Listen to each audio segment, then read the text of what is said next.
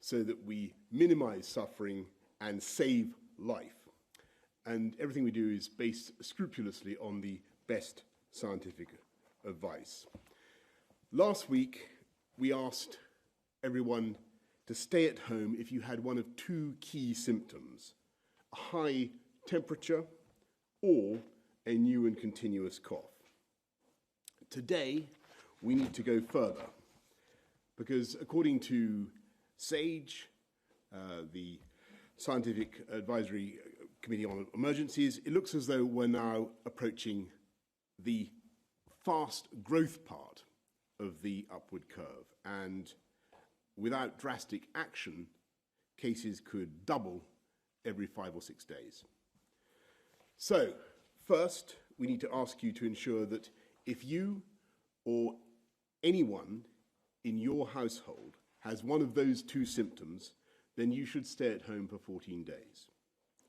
That means that if possible, you should not go out even to buy food or essentials other than for exercise, and in that case, at a safe distance from others. If necessary, you should ask for help from others for your daily necessities. And if that is not possible, then you should do what you can to limit your social contact when you leave the house to get supplies. And even if you don't have symptoms, and if no one in your household has symptoms, there is more that we need you to do now. So, second, now is the time for everyone to stop non-essential contact with others and to stop all unnecessary travel. We need people to start working from home where they possibly can, and you should avoid pubs, clubs, theatres, and other such social venues. It goes without saying, repeat the message, we should all only use the NHS when we really need to, and please go online rather than ringing NHS 111. Now, this advice about avoiding all unnecessary social contact is particularly important for people over 70, for pregnant women, and for those with health conditions, with some health conditions. And if you ask, well, why are we doing this now? Why not earlier or later? Why bring in this very draconian measure? The answer is that we are asking people to do something that is difficult and disruptive of their lives. And the right moment, as we've always said, is to do it when it is most effective, when we think it can make the biggest difference to slowing the spread of the disease, reducing the number of victims, reducing the number of fatalities. And as we take these steps, we should be focusing on the most vulnerable. So third, in a few days' time, by this coming weekend, it will be necessary to go further and to ensure that those with the most serious health conditions are largely shielded from social contact for around 12 weeks. And again, the reason for doing this in the next few days rather than earlier or later is that this is going to be very disruptive for people who have such conditions, difficult for them, but I believe it's now necessary. And we want to ensure that this period of shielding, this period of maximum protection, coincides with the peak of the disease. And it's now clear that the peak of the epidemic is coming faster in some parts of the country than in others. And it looks as though London is now a few weeks ahead. So, to relieve the pressure on the London health system and to slow the spread in London, it's important that Londoners now pay special attention to what we're saying about avoiding non-essential contact and to take particularly seriously the advice about working from home and avoiding confined spaces such as pubs and restaurants. Now, lastly, it remains true, as we've said in the last few weeks, that risks of transmission of the disease at mass gatherings, such as sporting events, are relatively low. But obviously, logically, as we advise against unnecessary social contact of all kinds, it's right that we should extend that advice to mass gatherings as well. And so we've also got to ensure that we have the critical workers we need that might otherwise be deployed at those gatherings to deal with this emergency. So from tomorrow, we will no longer be supporting mass gatherings with emergency workers in the way that we normally do. So mass gatherings we're now moving emphatically away from. And I know that many people, including millions of fit and active people over 70, may feel, listening to what I've just said, that there is something excessive about these measures. But I have to say, I believe they are overwhelmingly worth it to slow the spread of the disease, to reduce the peak, to save life, minimize suffering, and to give our NHS the chance to cope. Over the last few days, I've been comparing notes and talking to leaders around the world, and I can tell you that the UK is now leading a growing global campaign amongst all our friends and allies, whether in the G7, the G20, the UN, the IMF, all those bodies in which we play a significant role. We're leading a campaign to fight back against this disease, to keep the economy growing, to make sure that humanity has access to the drugs and the treatments that we all need. And the UK is also at the front of the effort to back our business, to back our economy, to make sure that we get through it. I know that we are today asking a lot of everybody. This is far more now than just washing your hands, though clearly washing your hands remains important. But I can tell you that across this country, people and businesses, in my experience, are responding with amazing energy and creativity to the challenge that we face. And I want to thank everybody for the part that you are playing and that you're going to play. Our Chief Scientific Advisor will now update us on where we are. Over to you, Patrick. Thank you. So we've looked all along at SAGE at measures that can save lives and protect people. The objectives, as I laid out last time, are to really suppress the curve in order to keep it below NHS capacity so that the NHS can cope, and to shield the vulnerable and those most likely to get severe disease so that we protect them across this period. Most people, it's worth reminding us, have a mild disease, but some do not. This is a very fast-moving situation. The latest numbers that we reviewed at SAGE suggest that we're entering a fast growth period or on the cusp of doing so, and London is ahead of other parts of the country.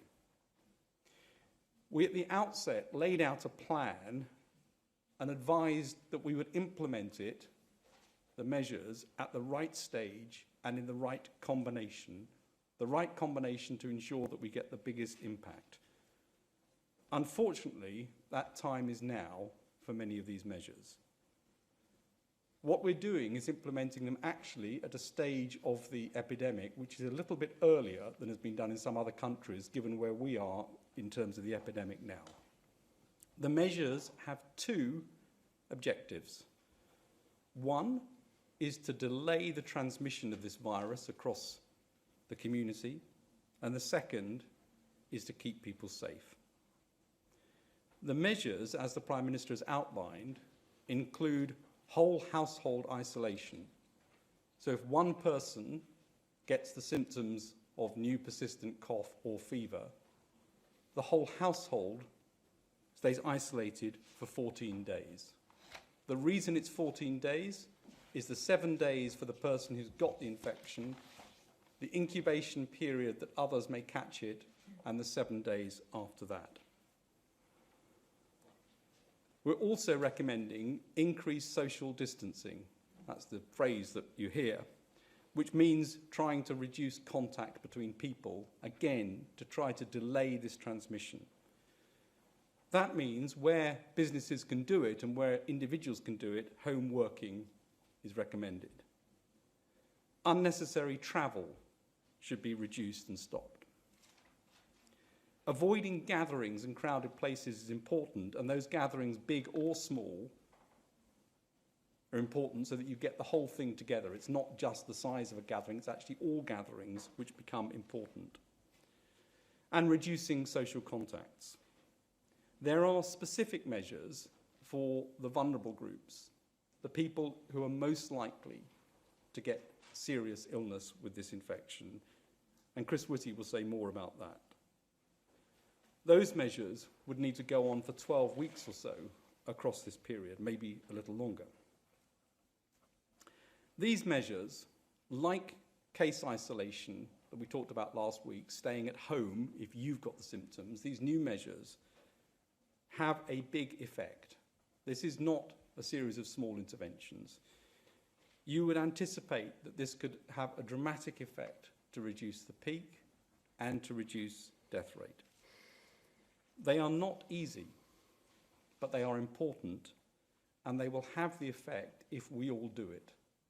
This is a matter for us to take accountability, to make sure we help each other, protect ourselves, and protect the NHS. It is also possible, as laid out in the plan, that other measures may be necessary, including at some point, as we've said, it may be necessary to think about things like school closures, but those things, again, need to be done at the right time, in the right way, at the right stage of the outbreak. I'll hand over to Chris. Thank you. I'm just going to add a few comments additionally from a medical point of view, but I'm not going to repeat points that have already been made. And the first thing is to make an obvious point that this is now a very global disease. And the way you deal with global pandemics is different in public terms, health terms, than the way you would deal with a localized outbreak where you're the first country or a very significant region that has got it. And the second point is the obvious point again, that in this country, this disease is now accelerating up the curve, but it is still at a low level, but it will accelerate up now really quite rapidly. Now, we obviously need to do things that are both effective, and all the measures that are here have been gone over by several large numbers of scientists in different ways, looking at mathematical models, behavioral sciences, many other forms of science to find the things which are the most effective, but they also have to be sustainable because this is going to go on for some time. And I think we should not be under any illusions that if we just do this for a couple of weeks, that is sufficient. This is going to have to be a prolonged period. Now, for any individual person, let me start off with the most cheery point about this. For any individual person, the chances of dying from coronavirus are actually very low. Some people will not get the infection, and many of the measures we're doing at the moment will help with that. Some people will get it and will have no symptoms at all. They won't even realise they've had it. Of those who do have symptoms, the majority will have either a mild disease or a moderate disease, meaning they can easily manage it at home without having to go to the NHS directly or indirectly in any other way. But obviously, a small minority, but a significant one, get significant disease requiring hospital care. A small proportion of those will go on to need intensive care, and sadly, some people will go on to die.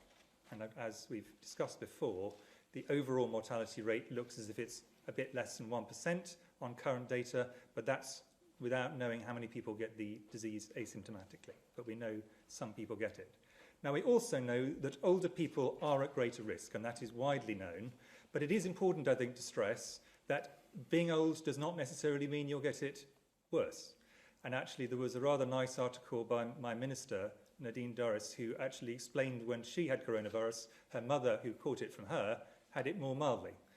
So it's not a necessary fact that older people will necessarily have it worse. So you might say, why with a disease where we have such small numbers at the moment and which the great majority of people are going to recover from, and most of them will have a mild or non-noticeable disease, would we want to do anything at all? And the reason is this acceleration. And our overall aim, and our single aim, is to reduce death rates and the numbers of people who might die as a result of this. But I think it's important to recognise, and the reason I'm explaining this is so people understand the logic of what we're doing, that there are broadly three groups of deaths and other impacts on health we need to consider. There are the direct deaths, which are caused by the coronavirus disease itself. With good medical care, tragically, a few people, the great majority of them in less good health, but not necessarily all, will pass away. There are, however, and this is really important, a significant number of other deaths which, if the NHS became overwhelmed in any of the four nations, if the intensive care units got to the point when they were overwhelmed, then people would die from indirect deaths because they did not have the ability to get medical care. And a lot of what we are trying to do is trying to reduce the chance that those indirect deaths might occur. And then the third possibility, and it is an important one for us to consider, is that some of the measures we are doing will undoubtedly, or could have, negative impacts on people's health themselves. So there are negative effects of what we do to try and combat the coronavirus. One of the reasons we were very keen not to go in advance of need was because of those negative facts, and I'll come on to one of them later on. Now, just to explain where the different things fall into this, the very profound changes in terms of social distancing that the Prime Minister laid out, which are going to be very difficult for people to maintain over a long period of time and will have very significant social effects, do have the capacity significantly to pull down the peak of this infection wave and therefore make it easier for the NHS and particularly the ventilation support to be able to cope with the wave that is heading its way. So that is really critical. People who do this, who restrict their social gathering, are doing things to protect the NHS, to allow the NHS to treat both people with coronavirus and people who have other things as well. It has an overall effect on the NHS. This is the second group of things which the Prime Minister has laid out, are those things that we want the quite large group of people who either are over 70, possibly quite healthy or very healthy, over 70, but over 70, or who are younger than 70, but have a significant health condition, and this is mainly in adults. We want them to take even greater care, because this is in addition to making sure that they don't end up helping fuel the epidemic themselves. It means they do not have to go to hospital, which is good for the NHS, but most importantly, it reduces the risk that they will catch the virus, particularly at a time when the NHS is under strain. This is absolutely critical. And the group of people who we want to take this advice particularly seriously are older people above 70, people who in adult life would normally be advised to have the flu vaccination. So these are people with chronic diseases, such as chronic heart disease or chronic kidney disease.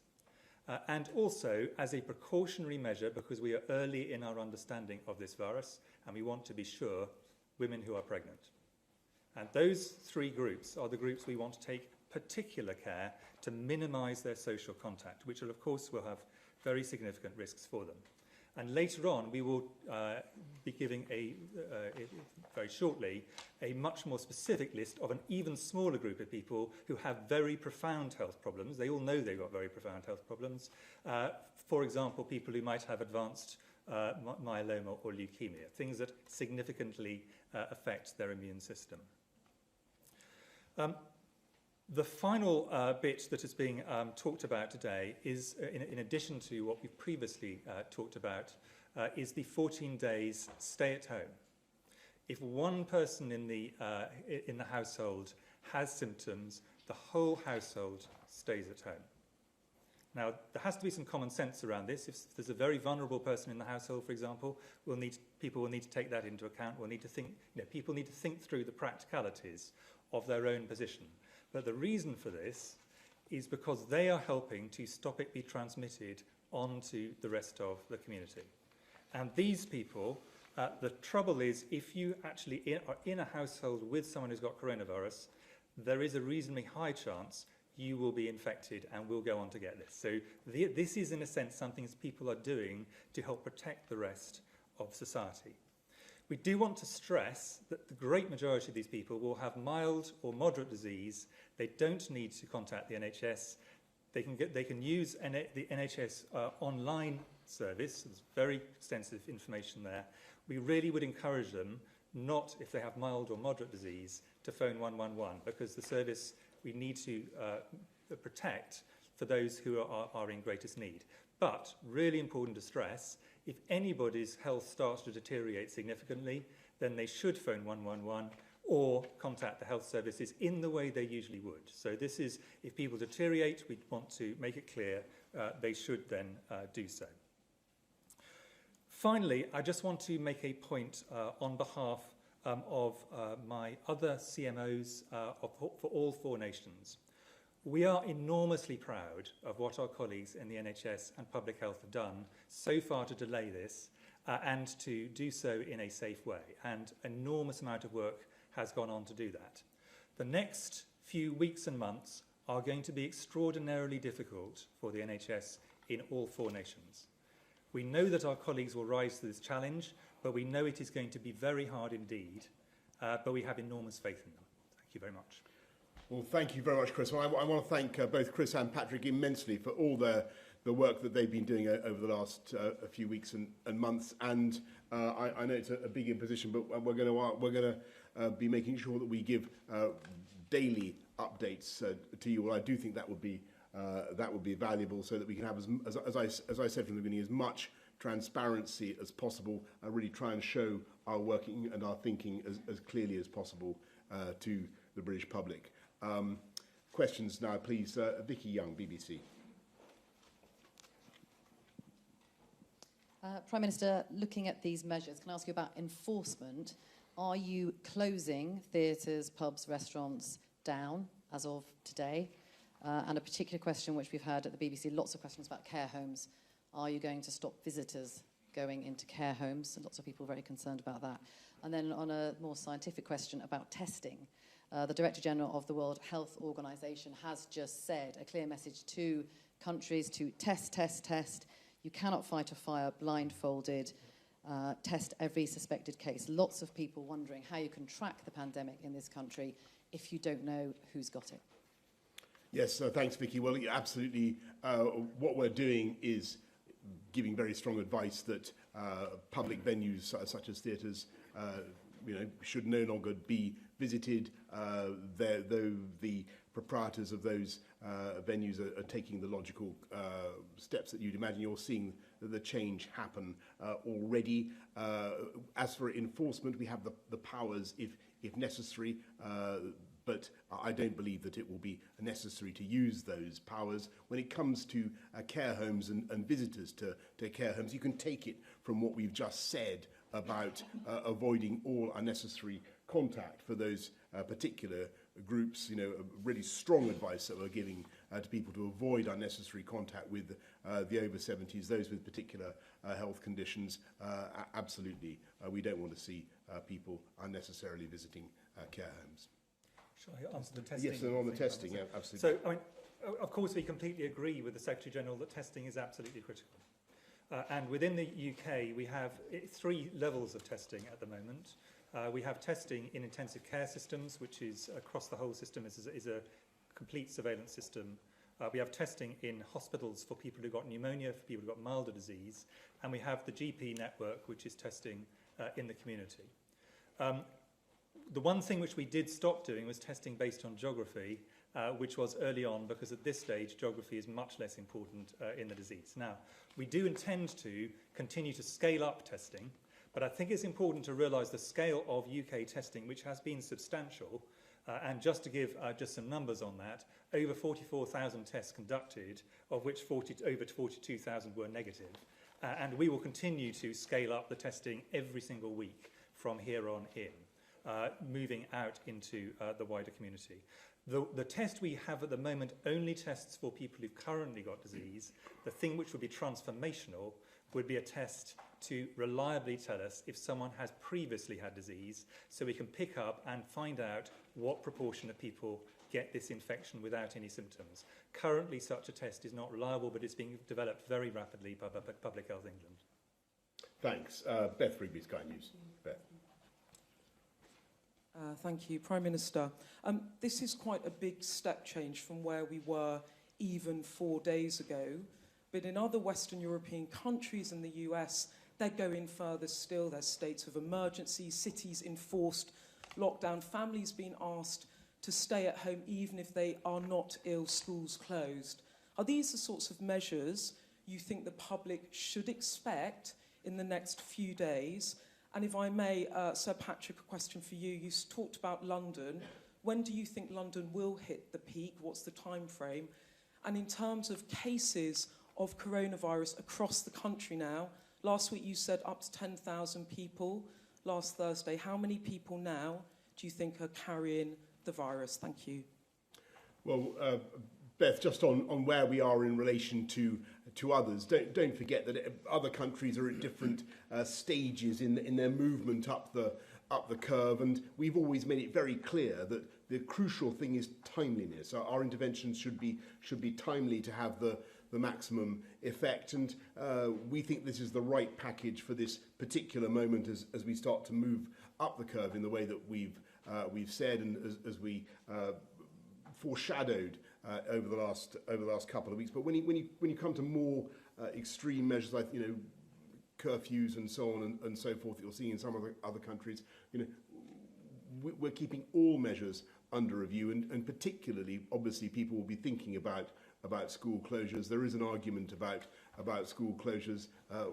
We think at the moment, on balance, it's much better if we can keep schools open for all sorts of reasons. But I appreciate that this is, again, something that we need to keep under review. In answer to the question about where is London on the peak, the important thing is that London is ahead in terms of reaching that inflection point of actually going into a faster growth phase. Clearly, the measures that have been talked about are aimed to completely suppress that, and therefore the peak goes much further out. So this is a sort of slower thing with a reduced number. That's what we're trying to achieve. Numbers, well, the epidemic you'd expect to double every 5 days or so you can work out, there are many more as from last week, and you can do sort of calculations as to how many you think you may have. The absolutely key thing, to reiterate what Chris Whitty has said, is testing and ramping up our ability to test. And in that, this ability to test who has had the disease rather than who has just got it now. Both of those things are really important to get a proper handle on this, especially this question of how many people have had it and been asymptomatic. That is the biggest unknown worldwide that would completely change all sorts of things if we can get a handle on that number. Thanks. Robert Peston, ITV. A couple of questions. First, your restrictions on freedom of movement, your urge to families and households to isolate, these are voluntary. They obviously carry great force because they're coming from the government. Now, in some countries, they have introduced criminal sanctions if individuals refuse to obey what is effectively a curfew. How likely is it, how prepared are you to introduce criminal sanctions if necessary? And on this issue of testing, one issue that I hear repeatedly from people in the health service is they are deeply uncomfortable about being forced home if they've got a cough, because they'd like to continue to work. Will you, at least for health service workers, move fast to allow health service workers to be tested so that they at least know whether they are a risk to their patients? I'll ask Chris to deal with testing, but on powers, actually, Robert, you may be amazed to know this country government already has tremendous powers in this field under an Act of 1984. I think it's open to the Secretary of State for Health to ban handshaking if he wants to. But I think most people would accept that we are a mature and grown-up and liberal democracy where people understand very clearly the advice that is being given to them. And I think they also understand that what we're saying obviously helps the NHS and helps them, it helps us all as individuals, but it helps the whole community as well. I think the British public do understand that. In answer to the question on testing, the next level out, once we have the capacity to do this, which is where we're really going for very fast, is exactly as you say, that healthcare and indeed other critical workers, that you can actually test them very early on in their illness. If they end up having actually the right symptoms, but in a sense the wrong disease, or a good disease, not coronavirus, then they will be able to go back to work, which is good for the NHS, good for society.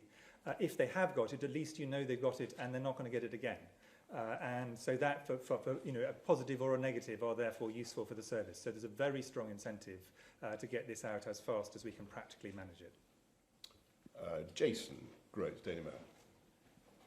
Thank you, Prime Minister. Jason Groves from the Daily Mail. I mean, you've just announced the most extraordinary measures, saying people shouldn't go to the pub, they shouldn't go to cinemas, they shouldn't go to theatres.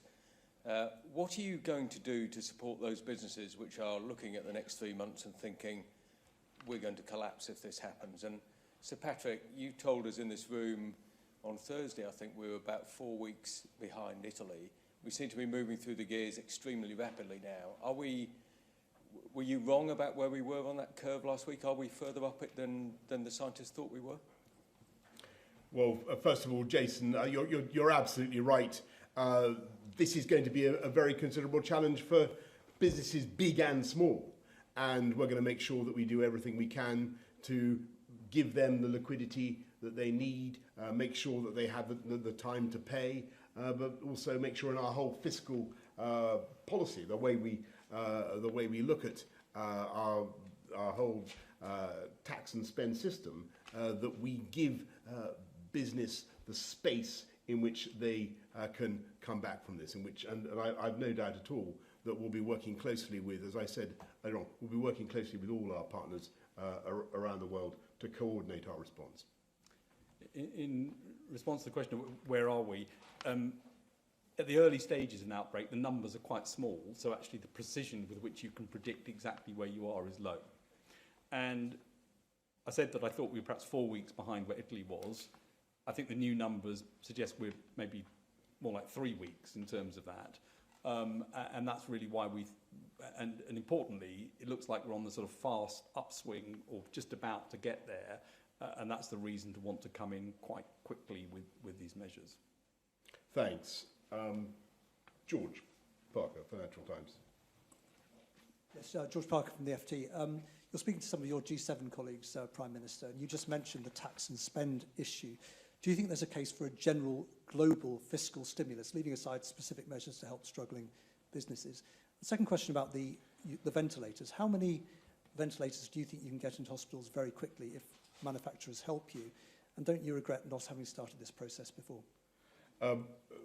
First of all, on the fiscal stimulus, I think there's a widespread agreement amongst colleagues in the G7 that we are going to need to make sure everybody has access to liquidity, and that if we do things jointly, then I think that the global markets will understand that we're all really operating in the same sort of fiscal framework, and I think we'll be much more successful that way. So there's a lot of work going on that, George. And on the issue of all types of medical equipment, perhaps what I can say is we've talked a lot in these discussions about what we're doing to flatten the curve, to squash the sombrero, to depress the graph of the growth of the cases, and of course that's going on. That's what we're doing today. But there's a parallel body of work which is equally energetic, which is devoted to making sure that the NHS has all the equipment that it needs. And I can tell you that huge strides are being made right now on delivering ventilators, testing kits, oxygen, everything that we think we'll need in the weeks ahead. Gordon Rayner. Thank you, Daily Prime Minister. Telegraph, Gordon Rayner from the Telegraph. Prime Minister and Sir Patrick, last week, Sir Patrick in particular was talking about herd immunity. We've heard today of a case in Japan where somebody has reportedly tested positive twice, having had it once, they've now got it again. Does that mean that herd immunity is now completely out of the window? Chris Whitty was saying just now, I think, that if you test people and they have had the disease, that means they can't get it again and they can go back to work. Are you absolutely sure about that in the light of what we've heard today from Japan? Do you want to answer the second one? So the first thing, just to reiterate, the objectives, and they've always been the objectives, is to make absolutely sure we flatten this curve, keep it below NHS capacity limits. That's the primary aim, and of course, to make sure that we save lives and protect the vulnerable. That's what we need to focus on. In any infectious disease, there are cases where people can catch something again. They're rare. There's nothing to suggest that this is a common occurrence in this disease, but we are learning as we go along.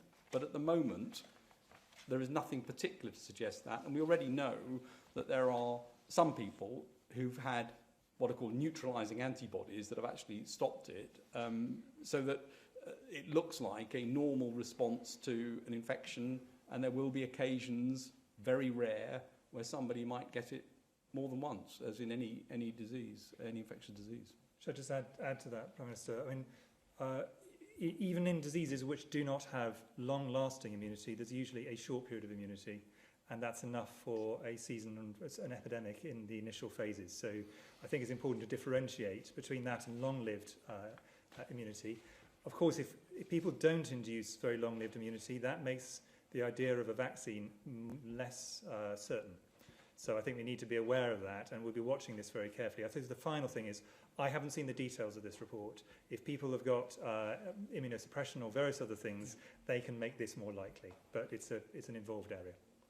And it's always worth stressing what I think we've said continuously, which is our objective, our overriding objective in all cases is to reduce suffering, to minimise the incidence of this disease, and to save life. That's the absolute priority. Can I just make one other point, which is right the way from the beginning, we described four things, one of which was research.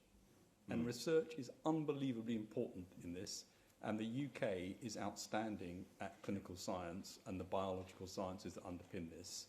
And so the research in the UK is going to be an important part of tackling this and part of an important international effort to make sure that we get on top of this. Thanks. Tom Newton-Dunn. Thank you, Prime Minister. First of all, can you give the nation any form of indication how long this ban on social contact will last to prepare them? Should they prepare for a couple of weeks, couple of months, the whole year? And secondly, in terms of the effect of the economy, obviously no blame intended, but clearly this has gone far further than the Chancellor might have thought last week, even when he was delivering his budget, which was predestined on 1.1% growth this year. Do you accept now the economy is not going to grow by 1.1%, and the Chancellor is going to have to spend an awful lot more public money propping up businesses? Yeah, look, just on the timing, I think I might defer to the experts on either side of me.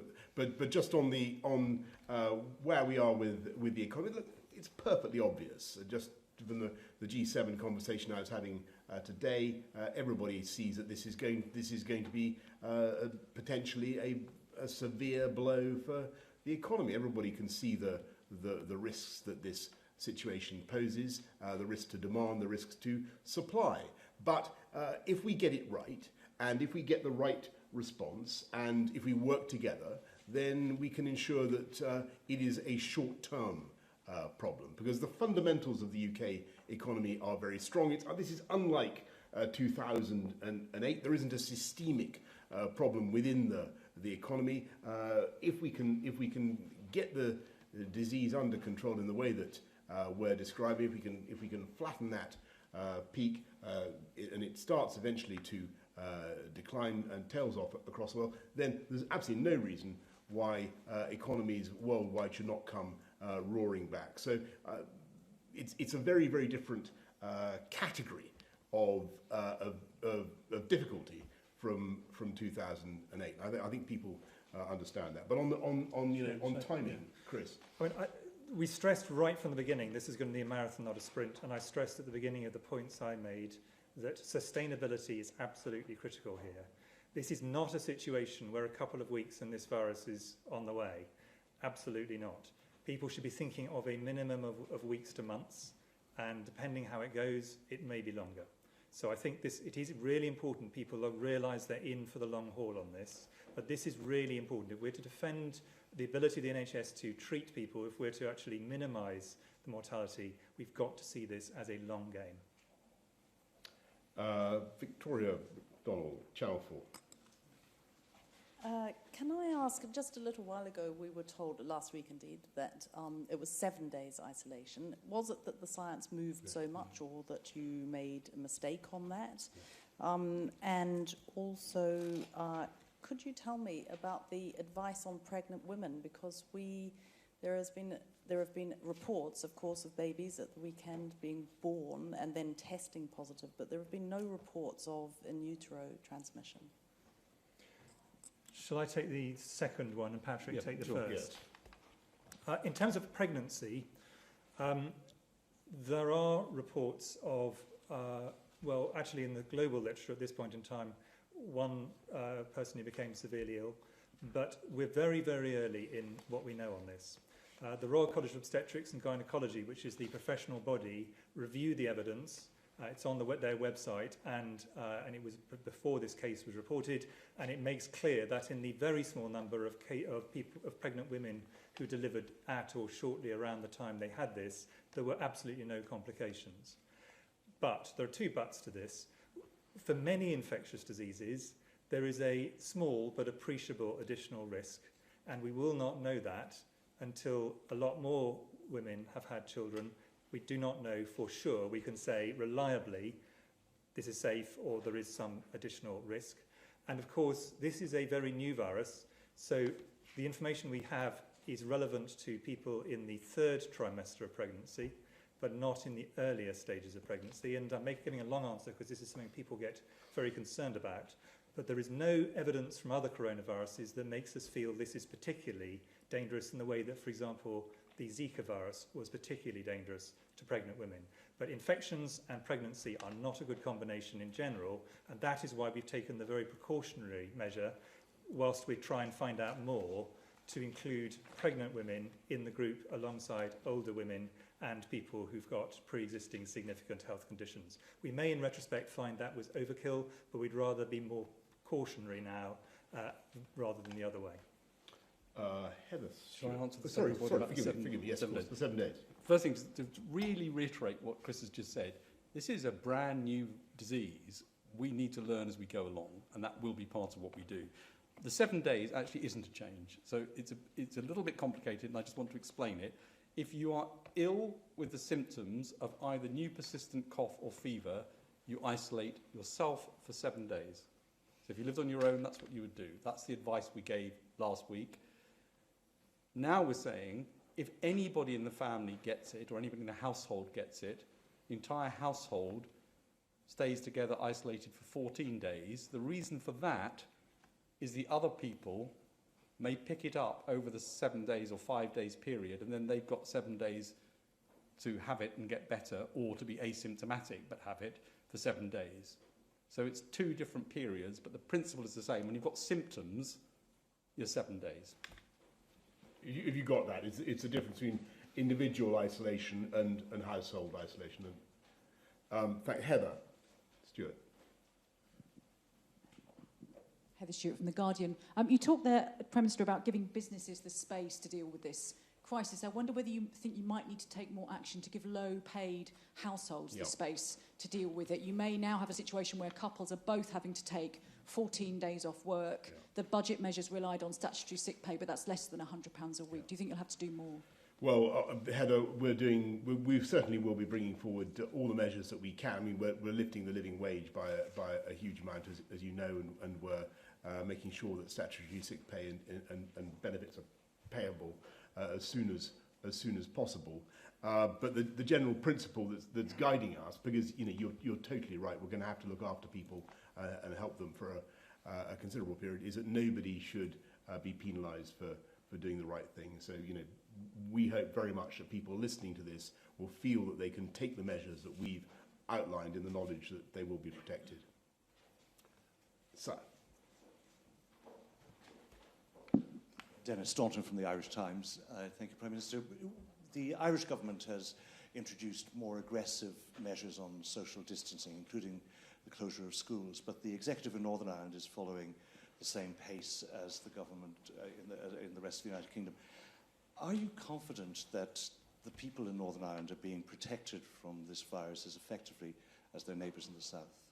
I absolutely am, and we had a good discussion just now with Arlene and Michelle, and actually, if you look at what's happening overall, the UK and Ireland are on very much the same path. But perhaps Patrick and Chris, anything you want to say about the schools issue? Any more that needs to be said? No, I think we've covered the schools issue, and I think the key thing is the social distancing actions that we're taking around bars and restaurants and theatres and so on, which is a really important part of this, which is probably more extreme in terms of the action there.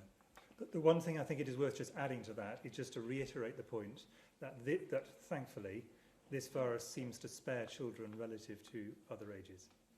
And we are, Dennis, we are in daily contact with our counterparts with the Taoiseach's office and so on to make sure that we're coordinating things as much as we reasonably can. Yes, sir.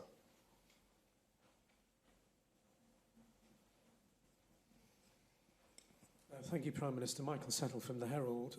It's really important that you take the public with you on whatever you do.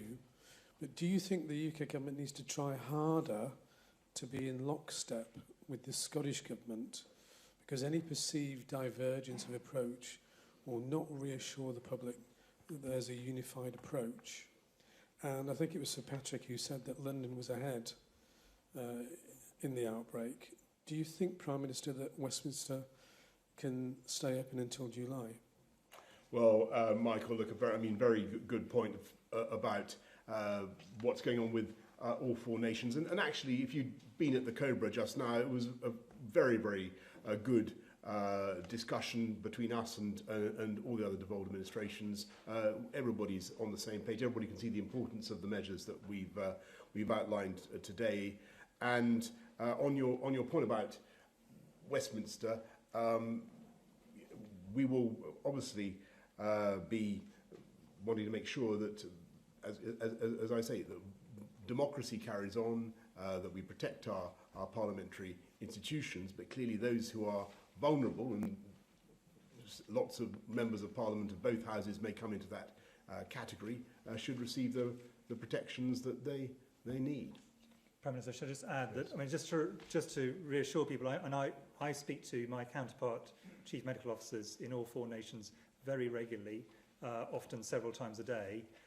They listen in on these SAGE discussions and contribute under Sir Patrick. And at a technical level, there's really, really strong determination to make sure we have a unified view and understand the technical issues together. And just on the parliamentary situation, there may be more to come on this. The Speaker and all parties and the Leader of the House of Commons are working together to find a way forward that achieves those objectives, protecting our democracy, ensuring that Parliament stays open, but obviously also protecting the groups we need to protect. Paul Wall. Paul Wall from HuffPost. Prime Minister, just to follow up on that last point you made, are you suggesting that all parliamentarians, MPs and peers who are over 70 should adhere to today's announcements? I take it you are. Or are they some sort of special category? And more importantly, can we be a bit more precise? We've had a lot of vague announcements today. I mean, you said, for example, people in care homes should not be visited, should not be unnecessarily visited. What does unnecessarily mean? And secondly, the Chief Medical Officer said that it may be weeks to months that this blanket ban on unnecessary travel and non-essential contact lasts. What do we mean by weeks to months, and when will we know when it's over? Will there be an announcement by Public Health England which says you can all go back to work, or what? I'm going to... So in terms of your first question, Paul, about parliamentarians, you can take this as a universal announcement intended for everybody, and there are no exceptions. But Chris, on the precision of the advice, for instance, to people visiting care homes. So in terms of precise advice, we'll be putting on the website a lot of precise advice. I'm not going to go through every single one because we could spend the rest of the evening just going through one line by line. But it is a really difficult area. So let me be clear that how to protect people in care homes and nursing homes is going to be one of the most challenging things for every nation on this question, because of course they are vulnerable and they do have to move in and out of health services from time to time, and this is going to be not going to be an easy issue anywhere.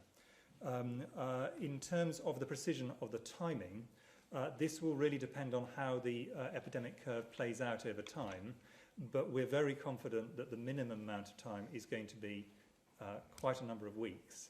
And it'll then depend on how it plays out, and we'll obviously be coming back to be much more precise with people about how we feel this is going as time goes by. There's no point us, in a sense, putting a crystal ball in front of us and saying for sure it will be this number of weeks. But I just wanted people to feel that this is not a 2 weeks and we're done. This is a significant period of time. Okay. Yes.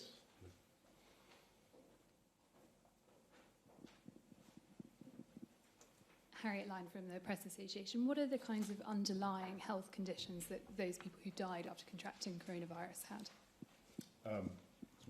Chris. Well, in every country, they've tended to be, in a sense, what you'd expect as common significant health conditions, so significant cardiovascular disease, significant respiratory disease, sometimes people who've had significant neurological problems. There are now quite large studies which lay this out in quite granular detail.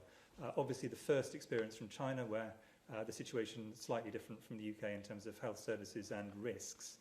Increasingly, sadly, information from Italy, but our own experience here, looking at those who sadly have died in this country, completely conforms with the international experience. I'm going to wrap it up here, if I may. I know I'm sorry to those of you who haven't been able to get your questions in, but as I've explained, there will be plenty more opportunities in the course of the next few days.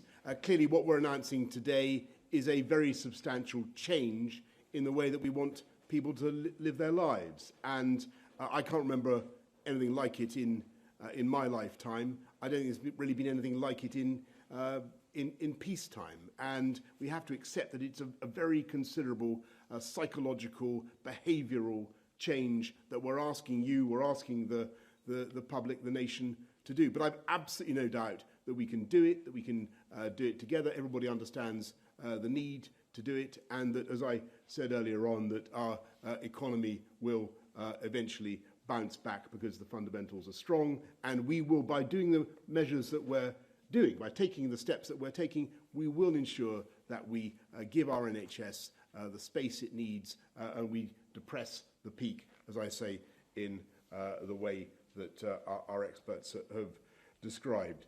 And I've absolutely no doubt that we will also be able, in the time that we create, to move a lot further and faster in developing the treatments, the remedies, perhaps even in hopefully the vaccines that will enable us to deal with this new coronavirus. So thank you all very much for your patience. I hope everybody has felt that they understood what we're saying, and I'll see you all tomorrow. Thank you.